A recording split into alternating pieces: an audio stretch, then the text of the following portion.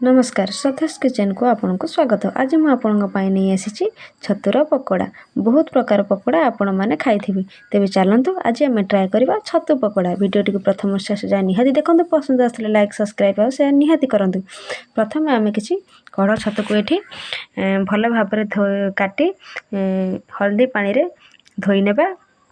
देखो मुझे धोई नहीं आक भल भाव चिपुड़ी दबा जमतीक तार पानी अंश न रहा। देखो ये मुझे चिपुड़ी नहीं एवं आम से किसी कॉर्नफ्लावर ऐड करवा। एवं आम से किसी बेसन को ऐड करदे। देखो एवं आम ताको भल भाव चकड़ी दबा। मन रखिथे कॉर्नफ्लावर क्वांटिटी ठारू बेसन क्वांटिटी कम हवा दरकार। आउ ताकू भल भाव गोले देवे। आउ से पानी टिके कम देवे नहले सेटा पानिया हो। एबे आम से काटी रखि किसी धनिया पत्र को ऐड करने, किसी भृषंग पत्र, कटा रसुण, आउ किसी कटा पियाज, आउ किसी कटा कंचा लंका ऐड करनेबा। एबे आम से किसी गुंड मसला ऐड करवा जमती कि करी पाउडर, चिकन पाउडर, गरम मसला, धनिया पाउडर, लंका गुंड, हल्दी गुंड, लुण स्वाद अनुसार नेबा। तेबे चलतु आम एबे भल भाव मिसई दबा। एमती आस्ते आस्ते पानी दे चकुड़ीबा नहले आनटी पानिया हो।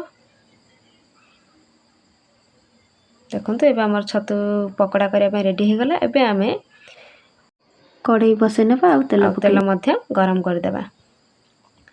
देखो एबे आमर तेलटी प्राय गरम हो आसलानी। एबे आमे छतु को तेल रे छाणी नेबा। देखो मुझे सब ऐड कर नहीं कड़ई रे छतु को। एबे छतु मोर गोटे साइड हो आसलानी। एबे आम ताको उल्टै नबा।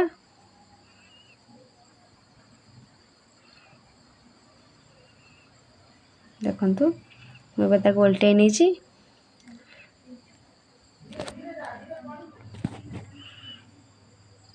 छतुटी टिके सिझापी टिके टाइम लगे। देखु एबे मोर छतुटी प्राय अधा अधी हो आसलानी।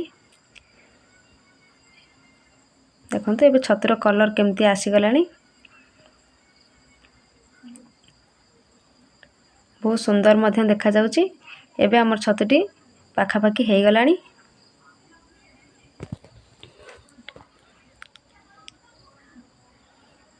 एबे आमे ताको प्लेट को बाहर करनेबा।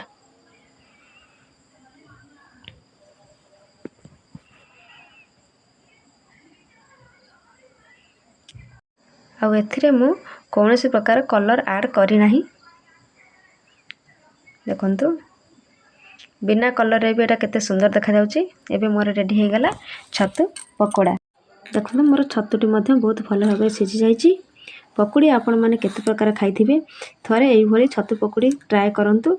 आउ निहाती जणांतु कमेंट रे। रहिली नमस्कार।